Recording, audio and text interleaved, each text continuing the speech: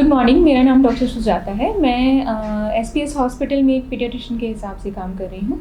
आज हम बात करेंगे बच्चों का जो गैजेट टाइम है उसके बारे में। जैसे कि हम सब ने देखा है कि आजकल इंटरनेट का ज़माना है और हर बच्चा आजकल फ़ोन, आईपैड, लैपटॉप इन चीज़ों के साथ ज़्यादा बिज़ी रहते हैं। सो हम बात करेंगे कि इन चीज़ों का बच्चे की सेहत पे क्या असर हो सकता है। जो छोटे बच्चे हैं, डेवलपमेंटली अभी 3 साल से जो नीचे बच्चे रहते हैं, अगर उनका स्क्रीन टाइम ज़्यादा हो, अगर वो बच्चा फ़ोन पर, आईपैड पर या लैपटॉप पर या फिर टीवी के ऊपर ज़्यादा टाइम स्पेंड कर रहा है, तो इस एज में जो देखा गया है कि बच्चों की मेंटल हेल्थ या मेंटल डेवलपमेंट पे काफ़ी असर पाया गया है। ऐसे बच्चे अक्सर ऑटिज़म का शिकार हो सकते हैं, देर से बोलते हैं, किसी के साथ सोशल इंटरेक्शन नहीं करते हैं।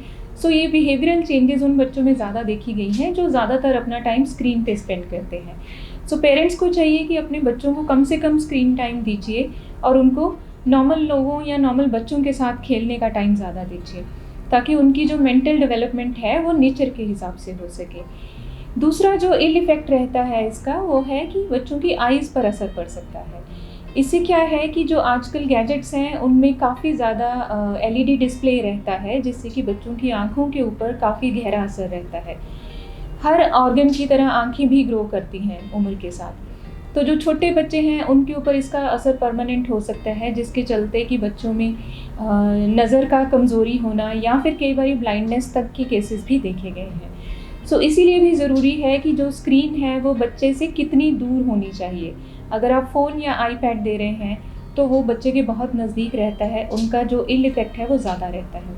अगर आप बच्चा टीवी देख रहा है, दूर से बैठ के देख रहा है, तो उसका इल इफ़ेक्ट कम रहता है। सो कोशिश करिए कि बच्चे को अगर आपने जितना भी कम से कम स्क्रीन टाइम देना है वो बड़ी स्क्रीन पे हो और बच्चा दूर से देखे। सो ये कोई ऐसा डिफाइंड टाइम पीरियड नहीं है कि आपको एक दिन में कितना स्क्रीन टाइम होना चाहिए। एज़ पर रिकमेंडेशंस 30 मिनट से ज़्यादा स्क्रीन टाइम अलाउड नहीं है एक दिन में, और वो स्क्रीन टाइम हर चीज़ को इंक्लूड करके है, इंक्लूडिंग फ़ोन, इंक्लूडिंग आपका आईपैड, टीवी, एवरीथिंग। जो आजकल हमने सबसे कॉमन देखा गया है कि मदर्स अपने बच्चों को जब खाना खिलाती हैं तब उनके सामने इलेक्ट्रॉनिक गैजेट होता है।